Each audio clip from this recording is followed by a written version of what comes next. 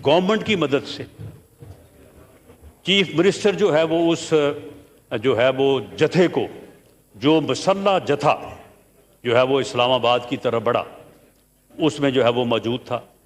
Police के पीके की मौजूद थी, जीबी का चीफ मिनिस्टर जो है वो मौजूद था, उसकी पुलिस जो है वो साथ मौजूद थी। और ये इस तरह से इस्लामाबाद पर चढ़ाई की गई, जिसे रोका गया और इसे नाकाम किया गया। ये वापस हुआ और जाते हुए ये कहा कि मैं 6 दिन बाद दोबारा आऊँगा। उसके बाद फिर दोबारा जो है वो एहतजाज का सिलसिला शुरू किया, दोबारा जलसे, दोबारा रैलीज, दोबारा लॉन्ग मार्चेस, और फिर उसके बाद जो है वो 26 नवंबर, यानी एक एक दिन जो है वो इस तरह से सर्व किया गया कि किसी ना किसी